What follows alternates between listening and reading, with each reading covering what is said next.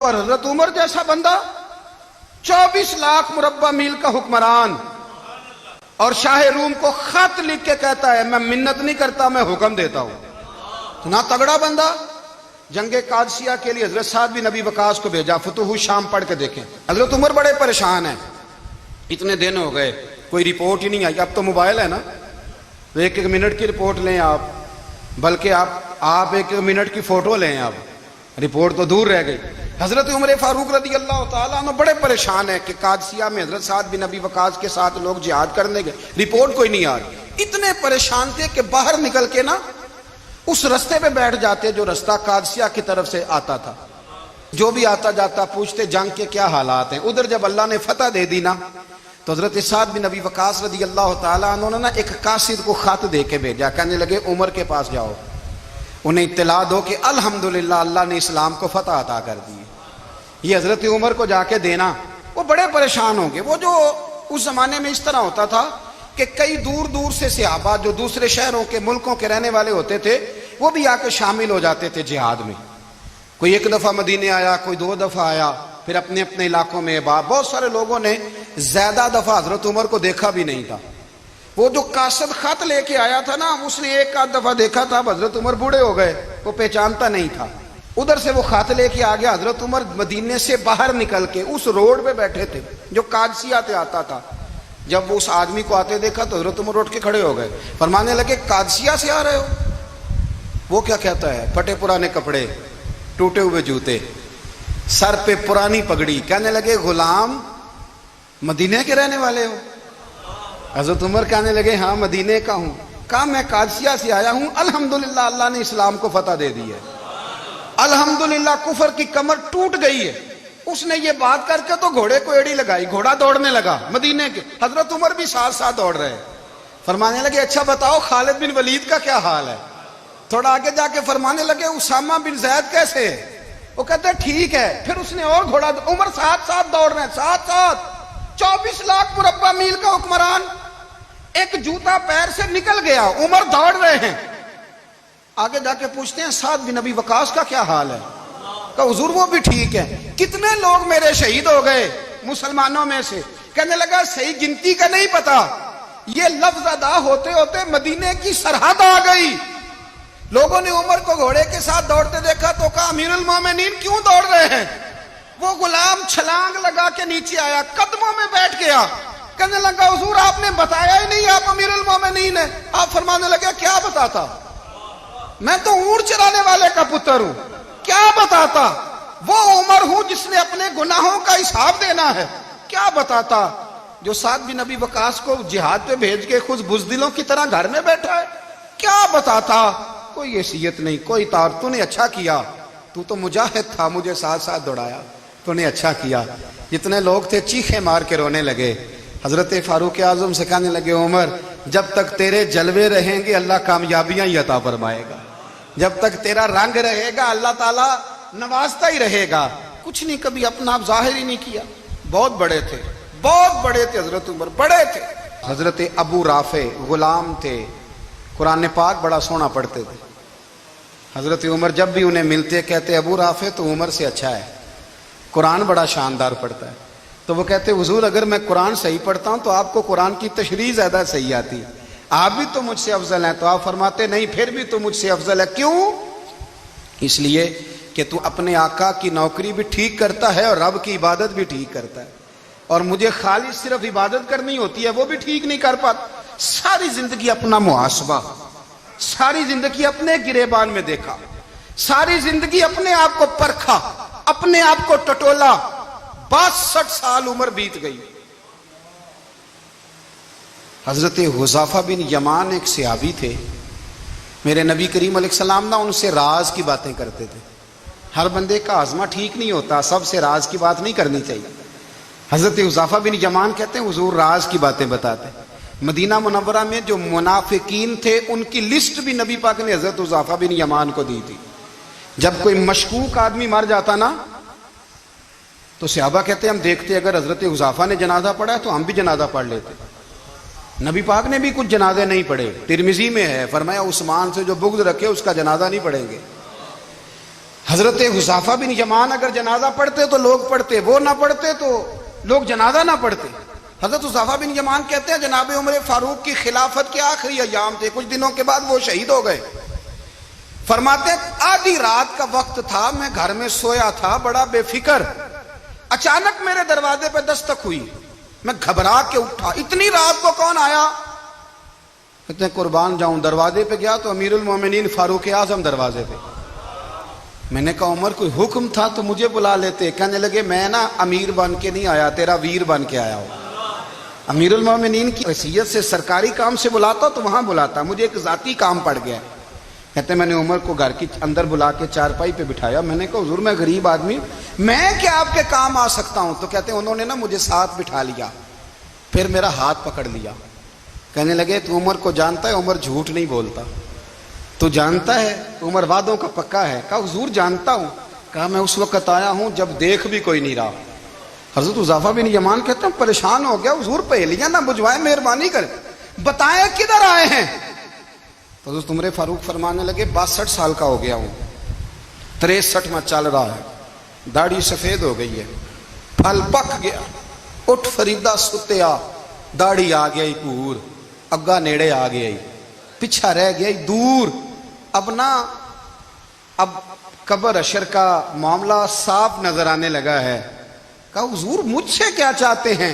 حضرت عمر رو پڑے، کہنے لگے آج میں عشاء کے بعد نکلا ہوں تو نبی پاک کے صحابہ مجھے نیک کہہ رہے تھے، پھر میں نے بچوں کی ماں سے اور بچوں سے بھی پوچھا ہے، وہ بھی مجھ سے راضی ہیں، پر حذیفہ تیرے ساتھ نبی پاک راز کی باتیں کرتے تھے، سچ بتا کہیں عمر کا نام منافقوں میں شامل تو نہیں؟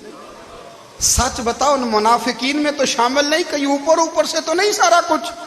حضرت حذیفہ بن یمان کہتے ہیں میں باپ کے مرنے پہ اتنا نہیں رویا جتنا عمر کے سوال پہ رویا۔ میں قدموں میں بیٹھ گیا، میں نے کہا نہیں عمر، یہ تو میں نے نہیں سنا، لیکن یہ میں نے نبی پاک سے ضرور سنا ہے کہ میرے بعد اگر کوئی نبی ہوتا تو عمر ابن خطاب ہوتا۔ یہ میں نے اپنے کانوں سے سنا ہے کہ عمر جس گلی سے گزرے شیطان رستہ بدل جاتا ہے۔ کہ نبی کریم علیہ السلام نے فرمایا کہ جبریل امین 950 سال میرے عمر کی شان بیان کریں تو عمر کی شان ختم نہیں ہوتی۔ 950 سال اگر حضرت جبریل بھی بیان کریں تو یہ مقام ہے سیدنا فاروق اعظم کا۔ اللہ تبارک و تعالیٰ نے جس طرح سارے نبیوں میں شان حضور کو عطا فرمائی، اسی طرح تمام نبیوں کے حواریوں میں سب سے زیادہ شان حضور کے غلاموں کو عطا فرمائی۔ قرآن مجید میں اللہ کریم نے فرمایا یا ایھا الذین آمنوا قوا انفسکم واہلیکم نارا، فرمایا اے ایمان والو خود بھی جہنم کی آگ سے بچو اور اپنے گھر والوں کو بھی دوزخ کی آگ سے بچاؤ۔ حضرت عمر فاروق نے جب یہ آیت نازل ہوئی تو فوراً عرض کیا یا رسول اللہ صلی اللہ علیہ وسلم اس کا کیا مطلب ہے کہ خود بھی دوزخ کی آگ سے بچو اور اپنے گھر والوں کو بھی بچاؤ؟ تو نبی کریم علیہ السلام نے فرمایا عمر اس کا مطلب یہ ہے کہ جن چیزوں کا اللہ رسول تمہیں حکم دیتے ہیں تم اپنے گھر والوں کو ان چیزوں کا حکم دو، اور جن چیزوں سے اللہ رسول تمہیں منع کرتے ہیں تم اپنے گھر والوں کو بھی ان چیزوں سے منع کرو۔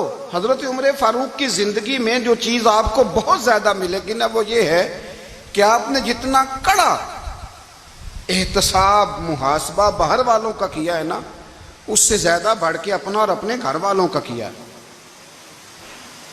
یہ بڑا عجیب معاملہ ہے کہ ہم جتنے لوگ ہیں ہمارا معیار یہ ہے کہ سامنے والا غلط ہے اور میں ٹھیک، یعنی دوسرے کا بچہ گلی میں نظر آ جائے تو اس کی غلطیاں نکلنی شروع ہو جائیں گی، اور میرا بچہ سارا شہر گھوم آئے ایک ٹائر پہ موٹر سائیکل پہ تو ہم کہتے ہیں کہ ابھی بچہ ہے، انشاءاللہ سیانا ہو جائے گا۔ اگر ابا جی آج تک سیانے نہیں ہوئے کہ اس کو سمجھا لیں تو پھر بیٹے کا سیانا ہونا تو ہو سکتا ہے کہ وہ 60-70 سال لگ ہی جائیں۔ گھر کے اندر جب تک توجہ نہیں ہوتی اور سب سے پہلے جب تک اپنی ذات پر توجہ نہیں ہوتی، میں کہا کرتا ہوں کہ باہر لیکچر چلتا ہے گھر میں عمل چلتا ہے، لیکچر باہر چلتا ہے گھر کے اندر عمل چلے گا۔ باہر تو آپ نے کہہ دیا نماز پڑھا کرو، ختم ہو گئی بات، لیکن گھر میں بچے نماز تب پڑھیں گے جب ان کے والد نماز پڑھیں گے۔ گھر میں کہہ دیا پردہ کرو، پر گھر میں بچیاں پردہ تب کریں گی جب ان کی اماں پردہ کرے گی. گھر کے اندر عمل چلتا ہے, باہر تو چلو بات بھی چل جاتی ہے. تو والد کا جب تک کردار بچے نہیں دیکھتے جب تک, اتنی دیر تک ان کا تبدیل ہونا ممکن نہیں ہوتا. حضرت عمر فاروق رضی اللہ تعالیٰ عنہ باہر والوں کا بھی بڑا سخت حساب کرتے تھے. بڑا ایک گورنر صاحب نے لباس بڑا شاندار پہننا شروع کر دیا تھا, تو حضرت عمر نے اتروا کے نا تو انہیں ٹاٹ کا لباس پہنا کے تو اونٹ چرانے کی ڈیوٹی دے دی تھی. اتنا سخت احتساب کرتے تھے. کسائی کی دکان پر بھی 1-2 گھنٹے کھڑے ہوتے تھے. جو آدمی مسلسل 2 دن گوشت خریدتا تھا نا, فرماتے تھے اس کا ٹیکس بڑھا دو, لوگوں کو دال نہیں مل رہی اور یہ روز گوشت کھاتا ہے. حضرت فاروق اعظم, اس کو جزیہ کہا جاتا تھا, یا کچھ اور معاملات ہوتے تو بڑھا دیتے تھے. مسلسل جو 2 دن آدمی گوشت کھاتا تھا, فرماتے تھے مدینے میں غربت ہے, اگر یہ والا نظام تم کرو گے تو غریب لوگ کس کی طرف دیکھیں گے. لیکن اس سے زیادہ بڑھ کر جو ان کی زندگی کا معیار اور سٹیٹس تھا وہ یہ تھا کہ اپنے گھر کا خاص خیال رکھتے, خاص توجہ کرتے. ملک شام سے اور ایران سے کچھ لوگ آپ کی خدمت میں آئے, تو وہاں سے کچھ کنیزیں بھی آئیں ان کے بادشاہ کا پیغام لے کے. شاہ ایران کی کنیز کو ملکہ نے کہا کہ نا حضرت عمر کی زوجہ کو دیکھ کے آنا ذرا کس طرح کی ہے. ہمارے ملک میں کیا کہتے ہیں, خاتون اول, باقی سارے دوؤں میں خاتون اول. ذرا خاتون اول کو دیکھ کے آنا. تو وہ جب آئی نا گھر میں ملنے, تو کہا کہ مجھے میری ملکہ نے کہا تھا کہ عمر کی زوجہ سے, اہلیہ سے ملاقات کر کے آنا. تو حضرت عمر کی اہلیہ نے نا ایک جوڑا کپڑوں کا دے دیا ملکہ کے لیے, اور ایک خوشبو کی شیشی دے دی. اب جب وہ تحفے وہاں گئے تو اس ملکہ نے نا کچھ سونے کا سامان بھیجا, کچھ زیورات بھیجے, کچھ تحائف بھیجے. جب حضرت عمر کے گھر آئے نا, وہ خادم لے کے آیا, اس نے کہا جی آپ کی اہلیہ نے تحفے بھیجے تھے. تو جواب میں شاہ ایران کی بیوی نے, یہاں جس ملک کا وہ سفیر تھا, انہوں نے بھی یہ بھیجے. تو حضرت عمر فاروق نا وہ تحفے لے کے گھر گئے, تو جا کے کہنے لگے اپنی اہلیہ سے, یہ تو کب سے تحفے تحائف بھیجنے لگ گئی ہے, یہ کب سے نظام شروع ہو گیا؟ تو کہ حضور تحفہ دینا لینا تو ٹھیک ہے, سنت ہے, محبت بڑھتی ہے, تو یہ کوئی قباحت نہیں, اور میں نے اپنی ذاتی استعمال کے لیے جو چیزیں رکھی تھی وہ میں نے دی ہیں. تو حضرت عمر فاروق رضی اللہ تعالیٰ عنہ فرمانے لگے, ہم نے کسی ملک کے ساتھ اور اس کے بادشاہ کے ساتھ ذاتی تعلق نہیں بنانا, تعلق جو بھی بنے گا رسول اللہ کے دین کی برکت سے بنے گا. ذاتی رشتے نہیں ہم نے قائم کرنے. ذاتی آپ کے ملک کی جو ایئر لائن جس کا ہر سال خسارے کا ڈنڈورا پیٹا جاتا ہے نا, وہ ہمارے بادشاہ صاحب اور صدر صاحب اگر غیر ملکیوں کو گھوڑا کبھی بھیجنا ہو نا, گھوڑا, تو پورا ایک جہاز گھوڑا لے کے تحفے میں جاتا ہے, پورا جہاز غریب قوم کا یہ سرمایہ. اور قوم بڑی بادشاہ ہے, لائنوں میں لگ کے ووٹ دیتی ہے. 2 کام ہمیشہ لائن میں لگ کے کرنے, ایک بل لائن میں لگ کے جمع کرانا ہے, اور ایک ووٹ لائن میں لگ کے, تاکہ پھر پورے 5 سال لائن میں ہی لگے رہیں. مرضی سے آپ ووٹ دینا, پر جو بات درست ہے اس کو سنو. حضرت عمر فاروق رضی اللہ تعالیٰ عنہ نے اپنی اہلیہ سے پوچھا کتنے کا تھا وہ تیرا جوڑا اور خوشبو کی شیشی؟ انہوں نے کہا 3 دینار کی. فرمایا یہ 3 دینار تیرے, اور باقی جو تحفے آئے ہیں وہ تو خود کہہ, چونکہ اس نے تیرے نام بھیجے ہیں, تو کہہ کہ میں مال غنیمت میں دیتی ہوں, تو کہہ میں مسلمانوں کو کہہ. تو زوجہ ہنس پڑی, کہنے لگی میں نام بھی کہوں تو مجھے کہنا تو پڑے گا ہی, کہنا تو میں نے ہے ہی, کیونکہ سامنے عمر فاروق ہیں, لہذا فرمایا کہہ دیتی ہوں میں نے دیا خزانے کو. حضرت عمر نے جمع کرا لیا. میں یہ کیا بات ہوئی, میرے گھر والے جو مرضی کریں, ان کا معیار زندگی جس طرح کا مرضی ہو. اور حضرت عمر ایک جملہ کہا کرتے تھے, اللہ کرے کہ یہ باتیں اس دور حاضر میں ہماری سمجھ میں آئیں. حضرت عمر فاروق رضی اللہ تعالیٰ عنہ اپنے بچوں کو فرمایا کرتے تھے کہ بہت آدمی کو بھوک لگی ہو نا, اور پھر اس کی پسند کا کھانا پکا ہو, جتنے شوق سے وہ اس کھانے کو دیکھتا ہے نا, فرمایا اس طرح پوری قوم اپنے بادشاہوں کے خاندان کو دیکھتی ہے, اس تیزی کے ساتھ دیکھتے ہیں کہ ان کے گھر میں کیا ہو رہا ہے, ان کا معیار زندگی کیا ہے, ان کا سٹیٹس کیا ہے. آپ کے بچے دونوں کاروبار کے لیے مصر گئے, ایک بہت بڑا قافلہ گیا مدینے سے مصر تجارت کے لیے. تو یہ گئے تجارت کے لیے, تو حضرت عبداللہ ابن عمر اور حضرت عبید اللہ ابن عمر, حضرت عمر کے دونوں بیٹے گئے. جناب عمر فاروق کے بچے جب وہاں پہنچے تو مصر کے گورنر نے نا لوگوں کو تعارف کرایا کہ یہ عمر فاروق کے بیٹے ہیں. ایک چھوٹی سی بات کر دوں, یہ چودھری کے بیٹے کو کون بتاتا ہے کہ تو چودھری کا بیٹا ہے؟ बाहर वाले बताते हैं, घर वाले। और सेठ साहब के बेटे को कौन बताता है कि तू सेठ साहब का बेटा है? और मालिक को कौन बताता है कि तू मालिक का बेटा है और ये किराएदार है? ये कौन बताता है? ये सोच हम देते हैं बच्चों को। चौधरी और कम्मी की सोच, अमीर और गरीब की सोच, मालिक और किराएदार की सोच, घर के मालिक की और काम करने वाले की सोच, ये हम देते हैं। याद रखना, ये हम देते हैं, ये हमारा मिजाज है, ये बाहर से नहीं आती।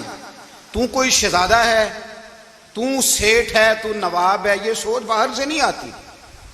ये अम्मा सोच देती है, अम्मा, ये अब्बा सोच देता है। और फिर जब तबाही उतरती है तो उसके जिम्मेदार भी बाहर वाले नहीं होते, घर वाले होते हैं, घर वाले। हमारे बच्चों की तबीयतों पर ज्यादा नक्श बाहर वालों का नहीं होता, घर वालों का होता है, याद रखिएगा। हजरत उमर फारूक रदी अल्लाह, बच्चे हैं, शहजादे हैं, वो कारोबार करने गए और वहां बताया गवर्नर साहब ने कि ये फारूक आजम के बच्चे, अमीरुल मोमिनीन के। लोगों ने उनसे ज्यादा माल खरीदा, तिजारत में ज्यादा नफा हुआ। जाहिर है कि वो आपके जो अल्लाह खैर करे हुक्मरान है, उनके कारोबार कितने मुल्कों में हैं, किस बुनियाद पर हैं? वो सिर्फ इस बुनियाद पर कि वो हुक्मरान रहे, उनके लिए आसान था बड़े लोगों से ताल्लुकात बनाना। हजरत उमर फारूक रदी अल्लाह तआला अन्हु के बच्चे ढेरों माल कमा के जब वापस आए ना, तो हजरत उमर से आके बच्चों ने बतौर मोहब्बत का, अब्बा जी अल्लाह ने बड़ा ही फजल किया है, बड़ा माल कमाया अल्हम्दुलिल्लाह, ये देखें कितना नवाजा है। तो हजरत उमर कहने लगे सारे काफिले ने इतना ही कमाया है, सारे काफिले ने इतना ही कमाया है? तो हुजूर नहीं, सारे काफिले ने इतना नहीं कमाया, सबको इतना नहीं मिला। वो तो वहां गवर्नर साहब ने लोगों को तारुफ कराया था कि ये उमर के बच्चे हैं, तो लोगों ने फिर हमसे बड़ा ही खरीदा। तो हजरत उमर फरमाने लगे ठीक हो गया, मैं बात समझ गया, इस तरह करो, जो तुम्हारी असल ज़र थी ना, जो राज थी, वो रख लो और बाकी सारा माल माले खजाना में जमा करा दो, इसलिए कि ये तुमने तजारत नहीं की, ये तुमने अपने बाप का नाम बेचा है, ये तुमने अमीरुल मोमिनीन के बेटे होने का फायदा उठाया है।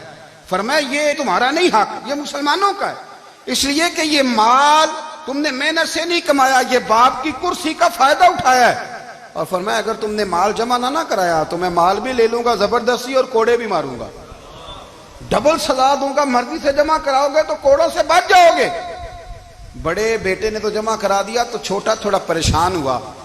तो हज़रत अब्दुल्लाह इब्ने उमर छोटे भाई का माथा चूम के कहने लगे बेटे चुप करके जमा करा, यहां भी फख्र करके हम उमर के बेटे हैं और कयामत में भी फख्र करेंगे कि हम फारूक आजम के बेटे हैं। हजरत उमर फारूक ने जाती जिंदगी पर जो तवज्जो दी, घर वालों के मेयार पर जो तवज्जो दी हजरत उमर फारूक रदी अल्लाह तआला अन्हु ने, वो भी बड़ी दीदनी है। हजरत अबू मूसा अशरी को ना आपने वजीर खजाना बनाया था, तो हजरत अबू मूसा अशरी कहते हैं कि हजरत उमर को शय खजाने में रहने तो देते नहीं थे। तो एक दिन ना मैं सफाई कर रहा था उस कमरे की जिसमें खजाना रहता था। हमारे तो मुल्क में जो जाता है वो सफाई करके ही जाता है, अल्लाह खैर करे। और खैर मेयार बदलता है, जो पिछली हुकूमत होती है वो कर्जा उठाती है, वो बाहर से जाती है तो कर्जा लेके आती, और जो नहीं आती है वो कहती है हमें पैकेज मिल गया है, वो कर्जा नहीं उठाते। उनको क्या मिलता है, यानी पिछली ने कर्जा लिया था और हमने, वाह जी वाह क्या खूबसूरत अंदाज है, उसका नाम बदल के ना, उन्होंने कर्जा लिया था और हमने, मैं कहा बड़े शानदार सियाने बंदे हो गई। हजरत सैयदना अबू मूसा अशरी कहते हैं कि मैंने ना माले गनीमत की सफाई की तो एक दिनार मुझे ना कहीं पड़ा हुआ मिल गया। तो फरमाते हमें इजाजत होती थी कि एक आध दिनार हम अपनी मर्जी से कहीं खर्च कर सकते थे। अगर आप नाराज ना हो तो हमारे यहाँ जब चेयरमैन साहब, नाजम साहब ठेके देते हैं तो ठेकेदार उनका छोटा भाई होता है, या चचा का बेटा होता है, या खाला का बेटा होता है। वो खुद नाजम होते हैं और उनका छोटा भाई ठेकेदार होता है।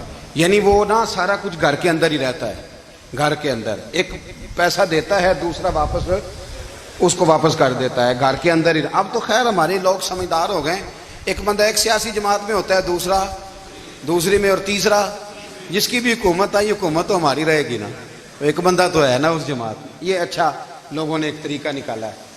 तो हजरत उमर के बेटा गुजर रहा था, तो हजरत अबू मूसा अशरी कहते हैं मैंने सफाई की तो एक दिनार निकला, तो मैंने वो एक दिनार ना हजरत उमर के बेटे को दे दिया। मैंने कहा लो बेटा अपने चचा की तरफ से तोहफा।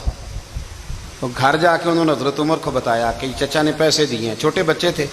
حضرت عمر نے حضرت ابو موسیٰ اشعری کو بلا لیا اور بلا کے فرمانے لگے میں تو تمہیں اپنا دوست جانتا تھا اور تو نے میری اولاد کو ہی دنیا دار بنانا شروع کر دیا، میرے بچوں کو ہی تم نے دنیا دار پیسوں پہ لگانا شروع کر دیا، میں تو تمہیں یار سمجھتا تھا۔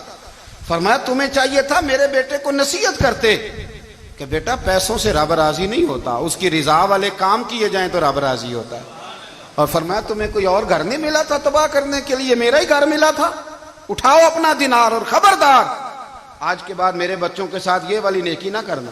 اور ہمارا کیا سٹیٹس ہے، دوستی ہے یہ اس سے جو تحفے زیادہ دے، جو بچوں کو خراب کرنے میں مدد زیادہ کرے اس کے ساتھ جرانا۔ حضرت عمر نے گھر پہ اور سب سے بڑھ کر اپنی ذات پہ توجہ کی۔ حضرت ابو مالک رضی اللہ تعالیٰ عنہ کہتے ہیں میں عمر کے پیچھے پیچھے ایک باغ میں گیا، اکثر اس باغ میں جایا کرتے تھے، اور عمر جا کے نا تو درخت کے نیچے بیٹھ گئے اور فرمانے لگے او امیر المومنین اللہ سے ڈر جا، ورنہ جس رب نے حکومت دی ہے وہ عذاب بھی بڑا دے گا، ڈر جا رب سے۔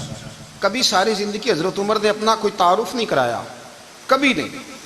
ایک بندے نے آپ کے سامنے تعریف کر دی آپ کی تو فرمانے لگے تو خود بھی ہلاک ہوا اور مجھے بھی ہلاک کر دیا، کیا ضرورت پڑی ہے میری تعریفیں کرنے کی، اتنی دیر میری تعریف میں لگائی، اللہ کا ذکر کرتا رب تجھے ثواب دیتا، حضور پہ درود پڑھتا تو رب تیرے اوپر رحمتیں نازل کرتا، کس چکر میں ہے؟ آج جتنا اچھی کوئی خوشامد کرے اتنی اچھی وزارت ملتی ہے، جتنی اچھی اس کو جو ہے وہ چاپلوسی کرنی آیا درجہ بھی اسے اتنا ہی اچھا ملتا ہے۔ حضرت عمر فاروق رضی اللہ تعالیٰ عنہ آپ کے بیٹے کہتے ہیں، صاحب فتوح الشام نے لکھا ہے، آپ کے صاحبزادے کہتے ہیں میں نکلا تو میرے ابا جی نا اپنی پشت پر مشکیزہ رکھ کے کنویں سے پانی بھر کے آ رہے تھے، میں دوڑ کے آگے گیا، میں نے کہا ابا جی مجھے دے دے۔ فرمانے لگے بیٹا تیرا کیا خیال ہے، کوئی اور نہیں تھا مشکیزہ بھر کے لانے کے لیے، تیرا کیا خیال ہے؟ کہا ابا جی بڑے لوگ تھے پر آپ کیوں اٹھا رہے ہیں؟ فرمانے لگے نفس نا ذرا میرا بڑا ہو گیا تھا، اسے ذرا ذلیل کر رہا ہوں، ذرا اپنا محاسبہ کر رہا ہوں، یہ مجھے کہہ رہا تھا تو بڑی چیز ہے، تو میں نا ابھی مشکیزہ گھر رکھ کے آؤں گا، پھر تیری ماں نے مجھے کہا ہے کہ گھر میں لکڑیاں کوئی نہیں جلانے کے لیے، پھر میں جنگل سے لکڑیاں کاٹ کے لاؤں گا۔ امیر المومنین بن کے نا تو میرا نفس تھوڑا بڑا ہو گیا۔